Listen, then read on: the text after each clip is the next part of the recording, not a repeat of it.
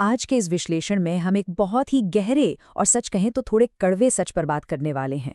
जब हम उस तथाकथित औसत जीवन या नॉर्मल लाइफ को जरा बाहर से देखते हैं तो एक बात बिल्कुल साफ हो जाती है। ये जो औसत जीवन है ना, ये कोई एक्सीडेंट या संयोग नहीं है। ये बहुत ही सोच समझ कर बनाया गया एक पूरा सिस्टम है। एक ऐसा ढांचा जो लोग खुद नहीं चुनते बल्कि उन्हें बस विरासत में मिल जाता है। हमारी दिनचर्या, लोगों की हमसे उम्मीदें और हमारी खुद की बनाई सीमाएं, ये सब हमें समाज से मिलती हैं। और फिर मज़े की बात यह है कि इंसान सालों तक इन्हें अपनी पर्सनल चॉइस मानकर डिफेंड करता रहता है। आज हम इसी अदृश्य सिस्टम के हर पुर्जे को खोलकर समझने वाले हैं। तो चलिए सीधे गहराई में उतरते हैं। ये निकोलो मैकियावेली का एक बहुत ही शानदार दर्शन है। इसे ध्यान से समझें क्योंकि आधुनिक नियंत्रण और पावर का पूरा खेल इसी सिद्धांत पर काम करता है। असल में किसी को कंट्रोल करने के लिए आज लोहे की जंजीरों की जरूरत नहीं होती।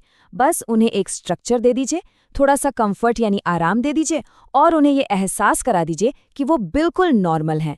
इसके बाद क्या होता है? बिना किसी विरोध के एक साइलेंट ओबीडियंस यानी खामोश आज्ञाकारिता शुरू हो जाती है। और सबसे बड़ा ट्रैप क्या है? लोगों को लगने लगता है कि ये उनकी अपनी मर्जी है। उन्हें लगता है कि वो आज़ाद हैं, जबकि असल में वो सिर्फ एक अदृश्य पिंजरे में घूम रहे होते हैं। आज के हमारे इस पूरे एनालिसिस का रोड मैप कुछ इस तरह रहने वाला है।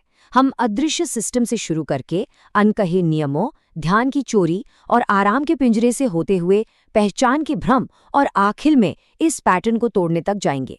बस एक बात का ध्यान रहे, ये कोई मोटिवेशनल सेमिनार नहीं है जहां पॉजिटिव थिंकिंग की बातें होंगी। ये एक डीप एनालिटिकल जर्नी है जहां हम उन छिपे हुए स्ट्रक्चर्स को डिकोड करेंगे जो इंसानी बर्ताव को कंट्रोल करते हैं। तो बढ़ते हैं हमारे पहले और सबसे बुनियादी हिस्से की तरफ, जो है अदृश्य सिस्टम। इसे समझना बहुत दिलचस्प है। ये जो सिस्टम है ना, ये बड़े बड़े झटकों या किसी भारी विफलता से अपना काम नहीं करता। इसका सर्वाइवल छोटे छोटे लगातार चलने वाले साइकिल्स और अनुमानित लूप्स पर टिका है। रोजमर्रा के ये छोटे चक्र ही इंसान को उसकी जगह पर फिक्स कर देते हैं। ये बिल्कुल ऐसे काम करता है। शुरुआत होती है एक नॉर्मल सी दिनचर्या से। जब एक ही रूटीन बार बार रिपीट होता है तो उससे एक अजीब सी परिचितता, एक फेमिलियरिटी बन जाती है। फिर दिमाग उस पर सवाल उठाना बंद कर देता है। धीरे धीरे वही काम इंसान की पहचान का हिस्सा बन जाता है और आखिर में जिस रास्ते पर कोई इतने लंबे समय तक चलता है, वही रास्ता उसकी नियति या डेस्टिनी लगने लगता है। जो कभी महज एक ऑप्शन था, वो एक ऐसा फिक्स्ड फ्यूचर बन जाता है जिससे बाहर आना नामुमकिन सा लगता है।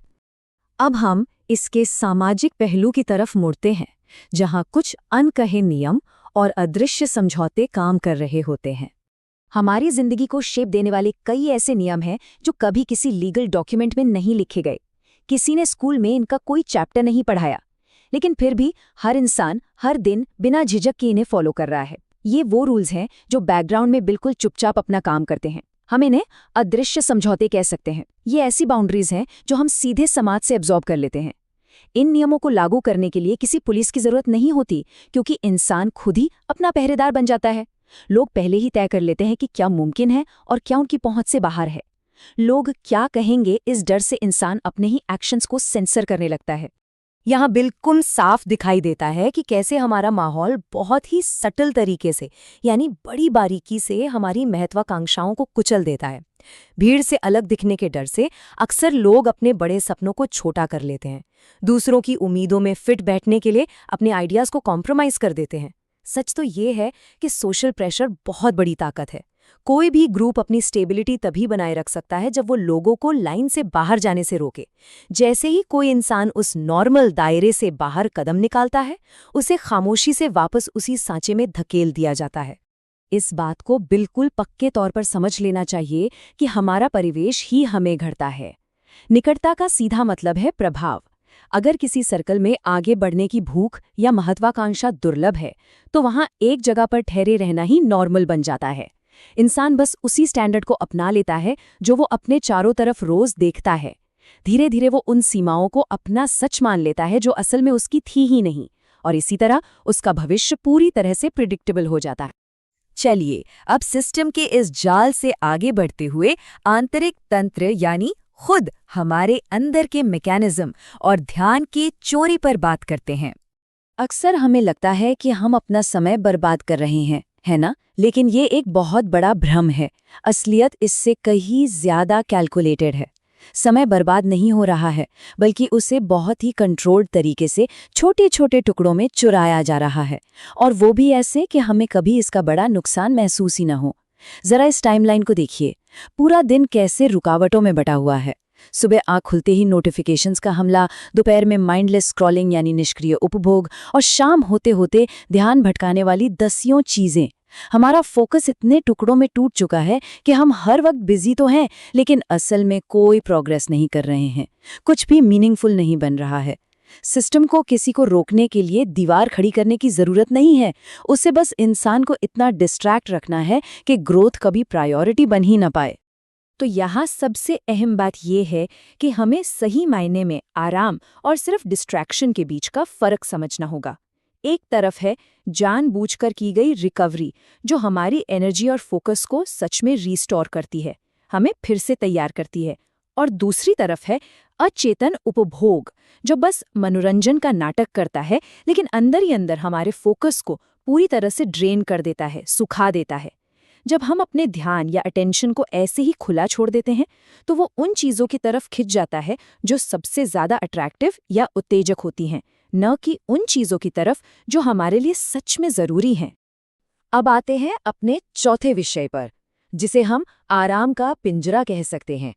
ये स्थिरता का एक बहुत बड़ा इल्यूजन है।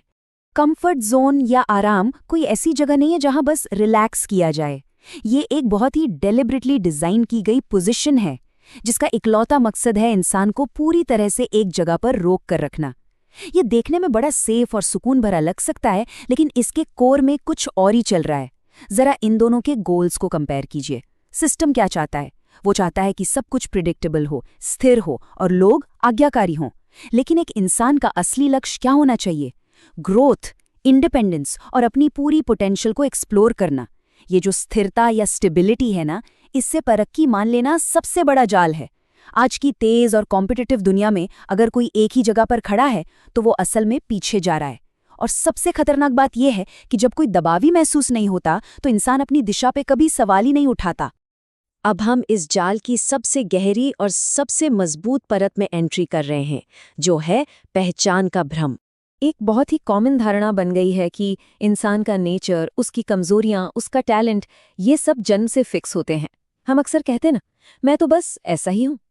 लेकिन सच बताएं, ये बिल्कुल सच नहीं है।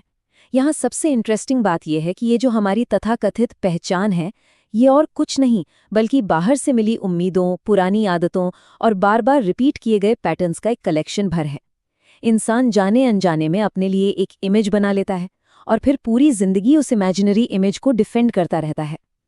कई बार लोग बेहतरीन मौक़ों को सिर्फ इसलिए रिजेक्ट कर देते हैं क्योंकि वो मौके उनकी उस गढ़ी हुई झूठी पहचान के दायरे में फिट नहीं बैठते। वो उस भ्रमित सेल्फ इमेज के पिंजरे में रहना ज़्यादा पसंद करते हैं। तो अब हम इस एनालिसिस के बिल्कुल आखिरी और सबसे ज़रूरी हिस्से पर पहुंच गए हैं, पैटर्न को तोड़ना और असली आज़ादी की तरफ बढ़ना। ये बात बिल्कुल साफ है कि रियल चेंज सिर्फ बैठकर सोचने से नहीं आता। इसके लिए उस फिक्स्ड आइडेंटिटी से खुद को डिटैच करना पड़ता है, अलग करना पड़ता है। उस सिस्टम के अगेंस्ट जाकर एक्शन लेना पड़ता है जिसने इतने सालों से सब कुछ कंट्रोल कर रखा है। अक्सर लोग मूवमेंट यानी बस इधर उधर भागने को प्रोग्रेस समझ लेते हैं, लेकिन सिस्टम कभी भी आपकी असली क्षमता को रिवॉर्ड नहीं देता। वो सिर्फ आज्ञाकारिता को रिवॉर्ड देता है। जो लोग सेट किए गए रास्तों पर चलते हैं, उन्हें शाबाशी मिलती है। दूसरों से अप्रूवल और वैलिडेशन की ये जो भूख है, वो इंसान को हमेशा उसी लिमिट में बांधे रखती है जहां उसे आसानी से मैनेज किया जा सके।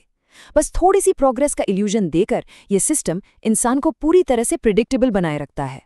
अब अगर असलियत के आंकड़ों को देखें, तो ये चार्ट इंसानी बर्ताव का एकदम कड़वा सच सामने रख देता है। जब इस इनविजिबल सिस्टम का पूरा सच सामने आ भी जाता है, तब भी मेजॉरिटी लोग यानी ज्यादातर लोग उसी कंफर्ट को चुनते हैं जिसमें वो अब तक जी रहे थे। कुछ लोग इसके बारे में अवेयर तो हो जाते हैं, लेकिन कोई एक्शन नहीं लेते। और बहुत ही कम, मतलब लगभग ना के बराबर हिस्सा होता है उन लोगों का जो सच में कोई कदम उठाते हैं और अपने इस सालों पुराने पैटर्न को तोड़कर बाहर निकलते हैं। तो अब आखिर में ये एक बहुत ही चुभने वाला सवाल यहाँ छूट जाता है। जब इस तथाकथित औसत जीवन के पूरे अदृश्य स्ट्रक्चर को बेनकाब कर ही दिया गया है, तो इसके बाद क्या होता है? सिर्फ जानकारी मिल जाना काफी नहीं है। असली फर्क तो इस बात से पड़ेगा कि क्या इस सच्चाई को जानने के बाद भी वही पुरानी, परिचित और आरामदेह जिंदगी चुनी जाएगी, या फिर उन तमाम सीमाओं को काटकर सच में आजाद होने का कोई कदम उठाया जाएगा। चॉइस सिर्फ इन तीन में से ही एक होनी है: आराम, जागरूकता या फिर कार्रवाई।